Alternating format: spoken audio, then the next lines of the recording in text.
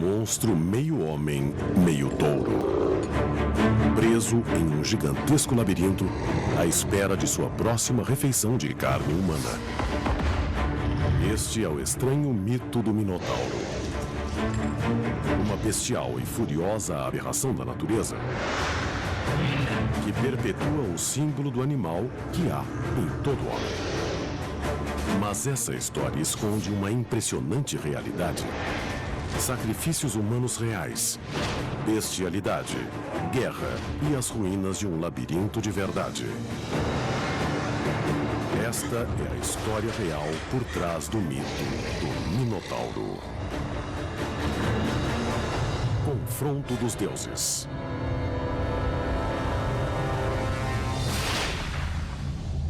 Uma pesada porta se fecha atrás de você.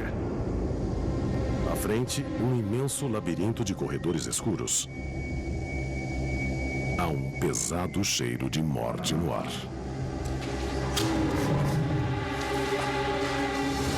Você está preso no labirinto do Minotauro.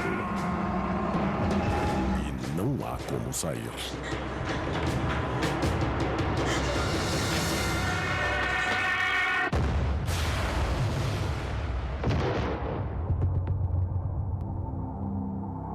A história do Minotauro era uma história de horror para os gregos antigos.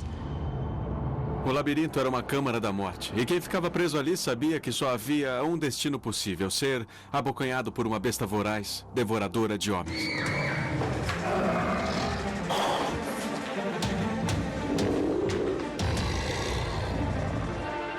Esse meio homem, meio animal, esse ser arrancava pedaços e consumia a carne das pessoas.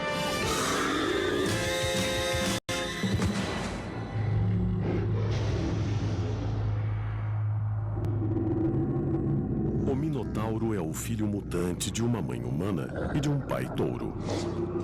Ele tem o corpo de um homem muito forte, enorme e poderoso, mas tem a cabeça de um touro com chifres. Ele é parte animal de um lado, e essa parte é ávida e faminta. Ele mata e devora a carne das pessoas que mata. Por outro lado, ele é meio humano, o que dá a ele uma espécie de vulnerabilidade, uma humanidade que fica presa em sua parte animal. Em essência, o mito representa a batalha entre a razão e a selvageria, entre a ordem e o caos. Os gregos antigos que contavam a história orgulhavam-se de ser civilizados. Os gregos acreditavam firmemente que a razão humana é muito poderosa. Mas o Minotauro era inimigo da razão. Um símbolo dos instintos animais interiores ao homem. O Minotauro, o monstro, era a parte indomável da natureza que os gregos tentavam entender. Era uma coisa que eles não conseguiam controlar.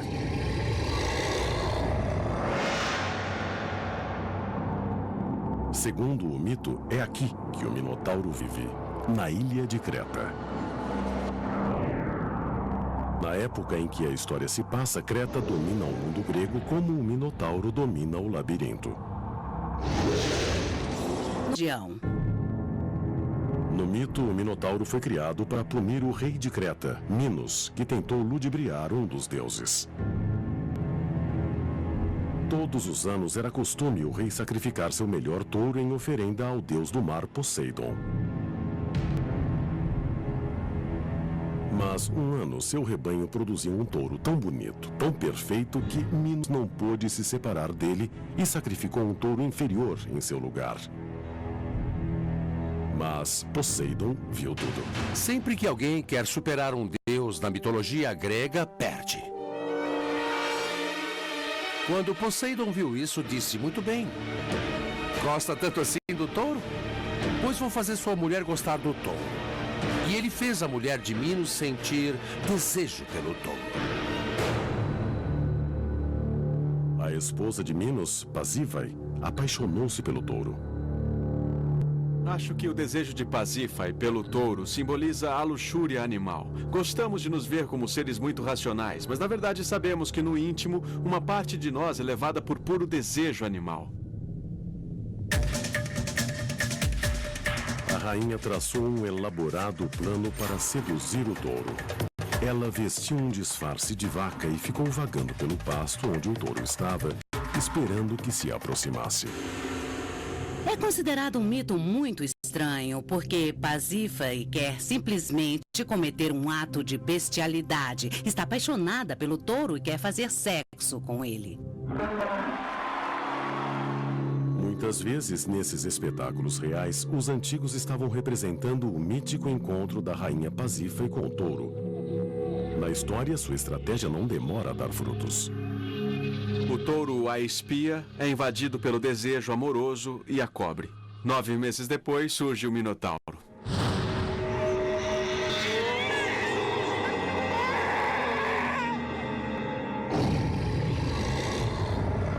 O nascimento de monstros é frequentemente associado à perversidade ou algum delito, e há aqui as duas coisas. Porque Minos não cumpriu sua parte de um trato e porque Pasífae cedeu a um desejo não natural. A criança nasceu monstruosa e deformada. Um menino meio humano, meio touro, destinado a se tornar um horror. Nós o conhecemos como um monstro, mas ao mesmo tempo ele parece ser vítima de seu destino e por isso eu tenho sentimentos divididos. Eu não posso realmente condená-lo. O Minotauro tem um nome estranho. O pai dele não é Minos, mas a primeira metade do seu nome vem justamente de Minos. A segunda metade, Taurus, é uma palavra que significa touro. Então, Minotauro é o touro de Minos. Para os antigos, esse híbrido de homem e touro era um conceito poderoso e assustador. Os touros eram parte central da civilização. Segundo o mito, o tirânico rei Minos ficou furioso quando o Minotauro nasceu e decidiu usá-lo como arma contra quem quer que ousasse desafiar seu poder. E ele concebe o plano de construir uma terrível prisão, de que seu bestial enteado seria o guardião. Para construí-la, Minos procura um de seus súditos, um genial engenheiro, Dédalo. Dédalo projeta sua prisão sem celas nem grades, só um enorme e intrincado labirinto. Era tão grande, tão impossível de percorrer que até mesmo Dédalo mal podia sair dele com vida. Em seu coração ficaria o Minotauro, esperando por sua presa. Era uma série de passagens e escadas.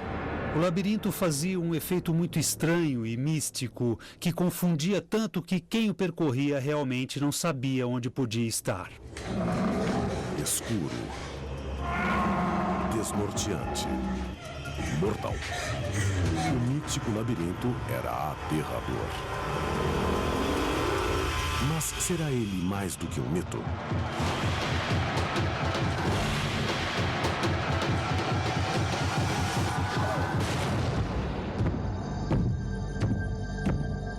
Quando terminou seu labirinto, o rei Minos se preocupou em buscar as primeiras vítimas para a refeição do Minotauro.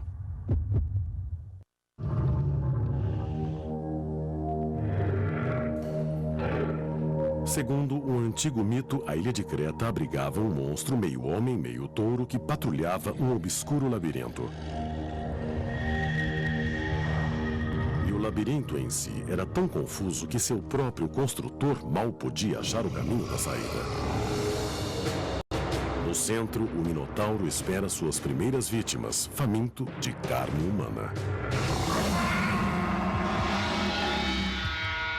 Creta. Atenas. Enquanto isso, 300 quilômetros a norte, em uma pequena cidade-estado chamada Atenas, atletas de todo o Mediterrâneo se reúnem para competir em uma série de desafios esportivos, um evento precursor dos Jogos Olímpicos. Entre os competidores está o príncipe Androgeu, filho de Minos, rei de Creta e meio-irmão do Minotauro. O filho de Minos, Androgeu, ganhou todas as competições: corrida, lançamento, canto. Ele foi um astro. Isso irritou tanto um grupo de jovens atenienses que bêbados provocaram uma briga e mataram Androgeu.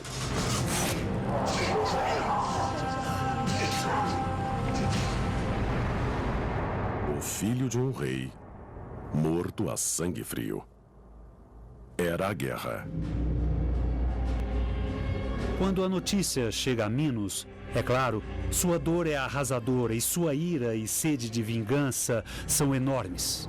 O rei Minos decide punir os atenienses do pior modo possível. Servirão de alimento ao Minotauro.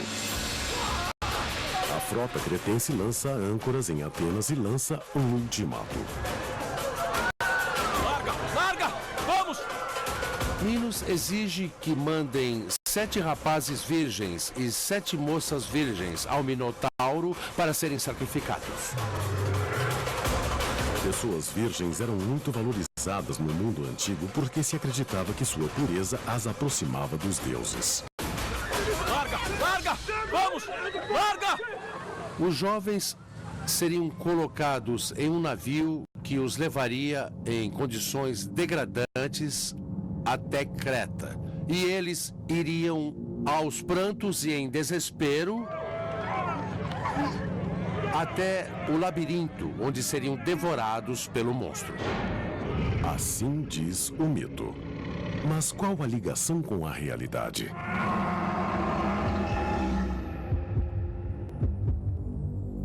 A história simboliza um conflito real e histórico. A batalha épica entre uma velha superpotência e um estado em ascensão. Os atenienses contavam a história do Minotauro como propaganda política. O Minotauro representava a tirania de Creta. O labirinto era o poder quase inescapável de Creta e as vítimas simbolizavam o sofrimento de Atenas. O propósito do mito era fazer os cretenses parecerem bárbaros e maus. E funcionou. Para os gregos, que enfeitaram essa história durante séculos, era uma prova muito importante de que eles e seus deuses e seu pensamento racional eram superiores aos cretenses e seus touros e seus monstros. No mito, Atenas é forçada a mandar sacrifícios humanos ao Minotauro a cada 9 anos ou enfrentar uma guerra total contra Creta. Mas por que 9 anos? Por seus registros, parece que compreendiam o movimento da Lua ao passar por várias constelações que passam em ciclos de 9 anos. Essa seria a base para o sacrifício a cada 9 anos. Sempre que houver uma lua cheia no equinócio, será tempo de mandar novos sacrifícios à besta.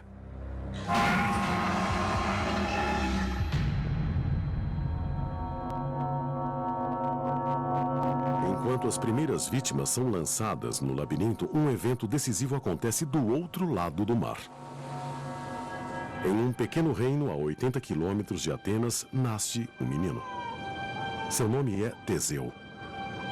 E ele é um dos primeiros grandes heróis da mitologia grega. Um herói destinado a enfrentar o Minotauro. O nascimento de Teseu é de primordial importância para a identidade ateniense. Teseu pertence a uma velha ordem de heróis, caracterizada por uma tremenda força, uma tremenda coragem e grande capacidade intelectual. Teseu é filho de uma bela princesa grega e não de um, mas de 2 pais poderosos. Na noite em que foi concebido, sua mãe teve relações com Egeu, rei de Atenas, e com Poseidon, deus do mar. O que costuma acontecer é que a mãe dormia tanto com o pai humano quanto com o pai divino, de modo que a mulher era fertilizada por 2 pessoas ao mesmo tempo. Ter dupla paternidade permite que Teseu herde o trono de Egeu e também tenha acesso aos favores especiais de Poseidon. Esse cenário de dois pais era muito comum em mitos da antiguidade. E é algo que muitos governantes reais advogaram para si mesmos. Talvez o mais conhecido deles seja Alexandre o Grande, que celebrou a si mesmo como sendo parcialmente divino. Tempos depois, no período romano, os imperadores, a começar por Augusto, disseram que descendiam dos deuses. Davam autoridade extra a dizer que eram filhos de deuses.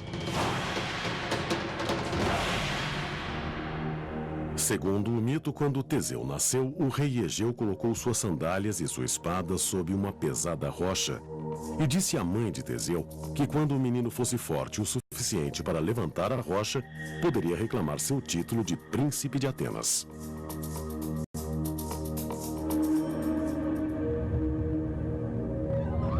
Nove anos depois, Creta exige novamente que 7 homens e 7 mulheres sejam mandados em tributo para morrerem no labirinto do Minotauro. O rei precisa de um herói.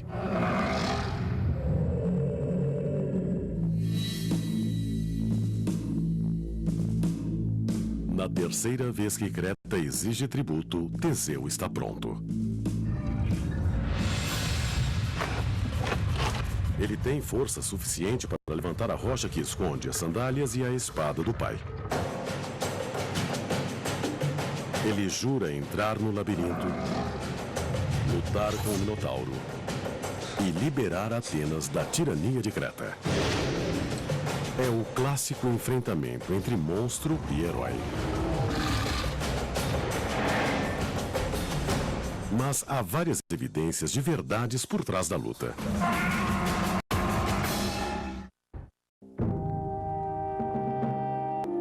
A cidade de Atenas está de luto. Chegou novamente a hora de mandar sacrifícios humanos para o Minotauro. As vítimas inocentes exigidas por Minos, o rei de Creta. Os escolhidos morrerão na certa. Mas há alguém que quer desafiar o destino. O príncipe de Atenas, Teseu. Ele está ansioso para provar sua bravura e libertar seu reino. Um herói tem de fazer grandes coisas para ganhar status de herói. Então ele tem de realizar um grande feito para que atenienses não se submetam mais a Minos e para que parem de dar as suas crianças ao Minotauro. A cena está montada. É Teseu, símbolo no homem, contra o Minotauro, o reflexo selvagem do que o homem tem.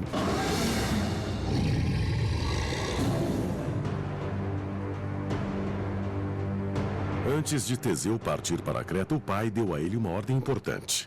Quando, se ele voltasse a Atenas, deveria usar velas brancas ao invés de negras. Assim, ao ver o navio no horizonte, Egeu saberia que o filho estava a salvo.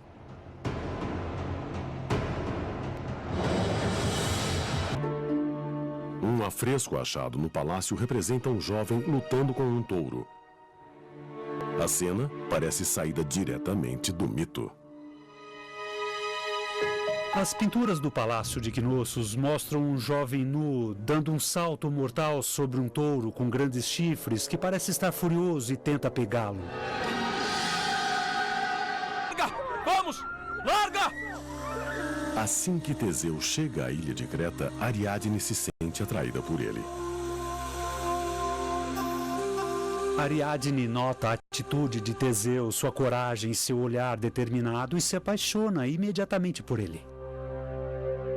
Ela fica vencida pelo seu amor por Teseu e decide então que vai ajudá-lo, porque não quer que ele morra no labirinto como todos os outros. Mas Ariadne tem de agir depressa. Ela procura Dédalo, o criador do labirinto, e implora a ele que explique como se sai dali. Dédalo dá a ela um retroz. Em antigas traduções desse mito, a palavra retroz significa um novelo de fio trançado. Foi isto que Dédalo deu a Ariadne, e a esse fato ficou associada a palavra rastro. E Dédalo disse: por que você não usa um novelo de fio? Amarre uma ponta na porta e desenrole o novelo enquanto andar no labirinto. Quando chegar ao centro, vai achar o... Secretamente, Ariadne visita Teseu em sua cela provisória e lhe oferece sua solução, mas com uma condição. Se sobreviver, ele deverá se casar com ela. Quando Teseu encontra Ariadne, ele está encrencado. Ele vai ter de entrar no labirinto para ser devorado vivo por um minotauro. E quando Ariadne se prontifica a ajudá-lo, ele não tem muita escolha. Ou aceita ou se arrisca. E ele não quer se arriscar.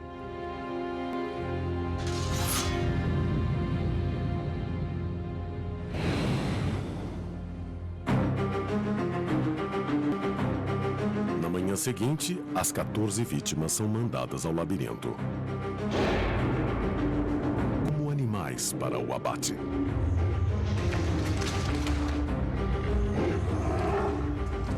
Com seu novelo nas mãos, Teseu caminha na frente.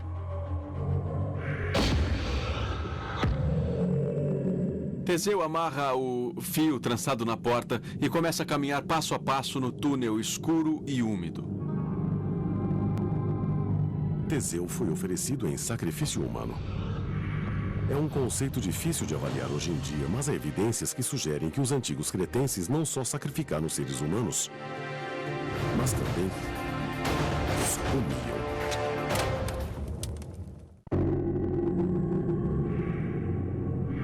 Teseu, príncipe de Atenas, conduz seus companheiros de infortúnio pelo labirinto determinado a enfrentar o Minotauro. Ele tem um novelo de fio trançado nas mãos, de modo que ele ache o caminho de volta.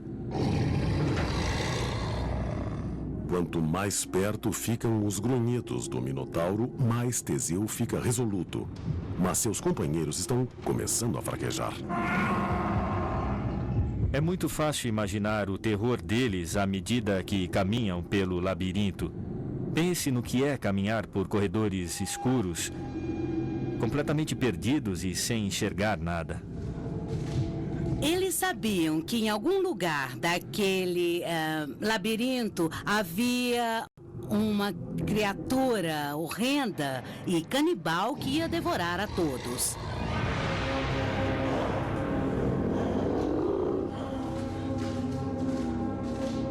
Só não sabiam quando iriam dar de cara com o monstro.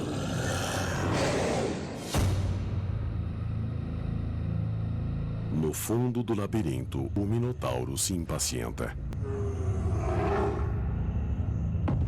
Ouve os gritos apavorados das vítimas caminhando para ele.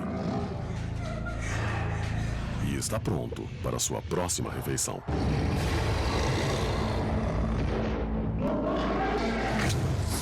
Ele é o inimigo que Teseu precisa derrotar para libertar Atenas da tirania de Creta. Assim diz o mito. Mas qual a ligação com a realidade? O mito continua. Os corredores do labirinto estão imersos na escuridão. É impossível para Teseu enxergar o caminho. Mas os grunhidos do Minotauro estão cada vez mais altos. É isso que o orienta. Seu novelo de fio já está pequeno agora. Tem um quarto do tamanho que tinha quando entrou no labirinto. O monstro está próximo. Ele sente o fedor do sangue nas paredes, ele vê os ossos das vítimas anteriores. Em um canto, ele vê alguém dormindo. Até a respiração do Minotauro o enche de pavor. Mas essa é a diferença entre heróis e pessoas comuns. O herói sente medo, mas o domina e persegue o grande feito. Teseu ataca. pegando a besta semi-adormecida. Teseu se aproxima. Surpreso, o Minotauro salta e ataca. É uma luta entre o machado e a espada. O futuro da Grécia e de Creta está em jogo.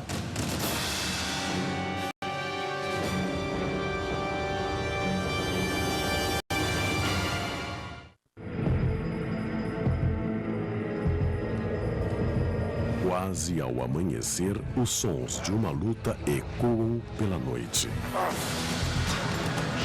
Dentro do labirinto, Teseu encurrala o Minotauro. Depois ele bate e ataca.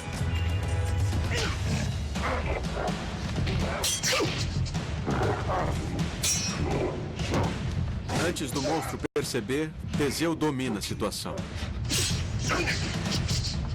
O Minotauro luta e cambaleia. O herói prepara o golpe final.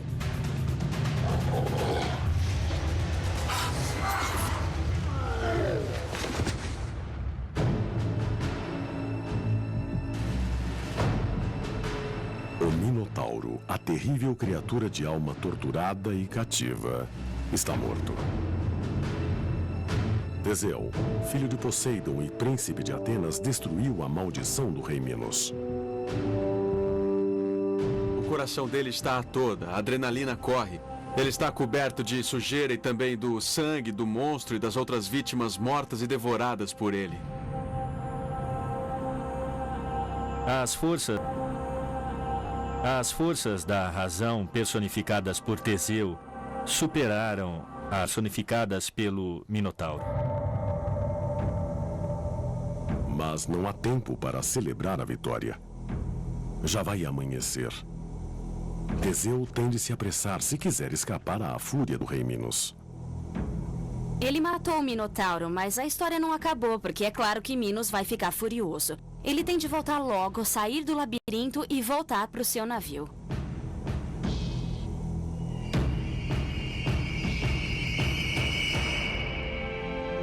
Ele puxa o fio de volta e conduz os jovens atenienses para fora do labirinto.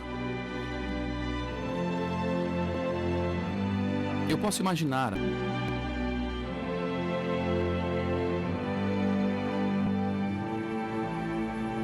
Ariadne, princesa de Creta, passou a noite toda à espera de algum sinal de que Teseu estivesse vivo. Ele prometeu se casar com ela se escapasse vivo do Minotauro, e ela pretende cobrar a promessa. Pouco antes do amanhecer, ela vai se encontrar com ele e o navio levanta velas para Atenas. É um momento decisivo na mitologia grega. O ato de Teseu matar o Minotauro é algo simbólico, pelo qual um herói de Atenas finalmente derruba o jugo cretense. É um símbolo da Grécia vencendo Creta. Um símbolo de bravura humana e engenhosidade. De modo que a história inspirou os jovens a serem leais para com a sua cidade e a se sacrificarem pelas glórias da sua cidade. E, no fim, a se tornarem... Teseu deixa Creta como herói, mas sua viagem para casa vai terminar em tragédia.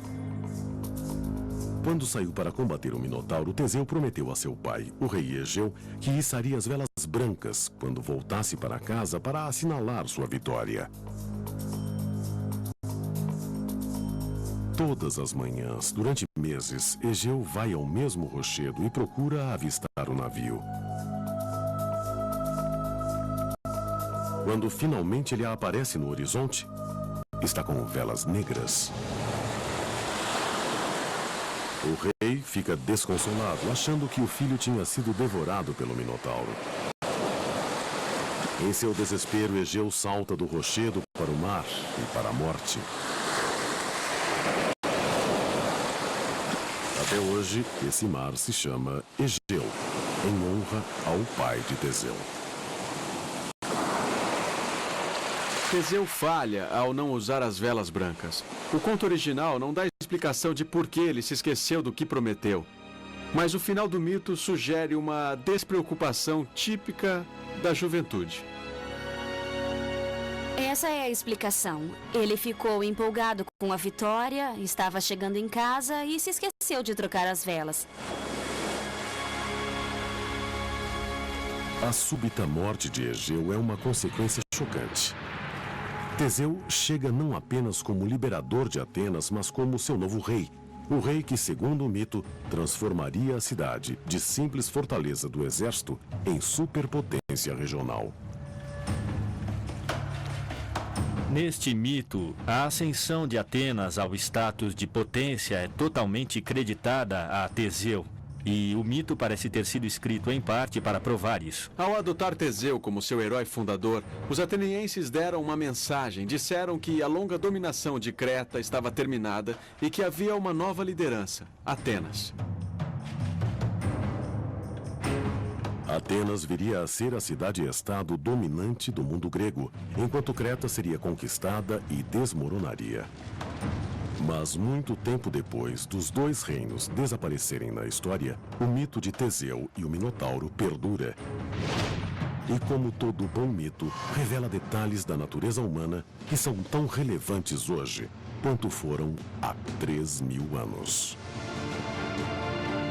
Existem muitas leituras possíveis da história do Minotauro. Pode-se ver o labirinto como a mente humana.